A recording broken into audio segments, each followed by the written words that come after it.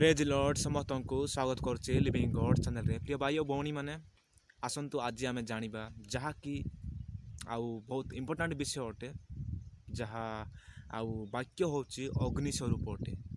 आपण मैंने जिते पढ़ुंट मुझे 3टा रेफरेन्स देवी आपण मैंने ताहा नोट करूँ आउ ध्यान सह आउ बुझंतु। प्रिय भाई और भौणी मैंने आ मो सहित पढ़ु सर्वप्रथमे जेरेमिया भविष्यवक्ता पुस्तक 5:14 पदरे एटार एपरी लिखा जाए तुम्बे माने यही कथा कहवा हेतु सैन्याधिपति परमेश्वर सदाप्रभु कहती देख आम्बे तुम्बर मुख स्थित आंबर वाक्य को अग्नितुल्य और यही लोक मान काष्ठतुल्य करवा और ताहा एमानकु ग्रास करिबो। देखंतु आम्बे तुम्बर मुख स्थित आंबर वाक्य को अग्नितुल्य यही लोक मान काष्ठतुल्य करवा ताहा एमानकु ग्रास करिबो। कौन ग्रास करिबो? यही अग्नितुल्य वाक्य ग्रास कर कौ मानू लोक मान ग्रास कर। आसतु आम ये तो देखिपारू आ परमेश्वर वाक्य अग्नि जहाँकि लोक मान परिष्कार करे विचार करे।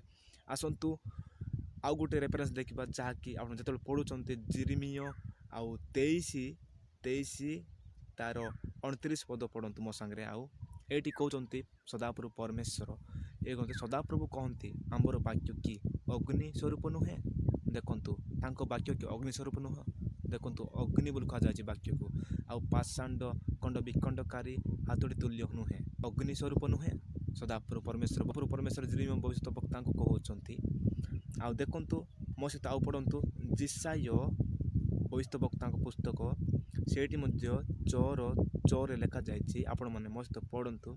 एति उतारे सही सर्पगुण मध्य एक जन मो निकट को उड़ी आसिले तांको हस्तरे कंडे जलंता अंगार तिला से यज्ञवेदी चिमुटा द्वारा ताहा नहीं तिला। 7 पद पुणी से तो द्वारा मोहर मुख स्पर्श करी कहिले देख यह तुम्ब अष्टाधार को स्पर्श करिछि एणु तुम्बर अपराध दूरीकृत हैला और तुम्बर पाप मोचन हैला।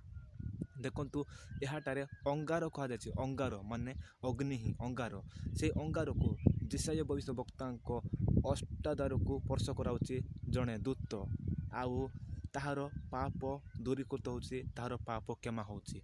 प्रिय भाई और भौणी मैंने आम जाणिलु जे आम यही वाक्य रेफरेन्स तो देखिलु जे जहाँकि परमेश्वर वाक्य अग्नितुल्य अटे आउ अग्नि अटे। प्रिय भाई और भौणी मैंने आउ आपण मैंने जदि किसी भी कन्फ्यूज अचंती ताहाले निश्चय पढ़ी बुझंतु। समस्त को प्रेज समस्त आशीर्वाद करूँ।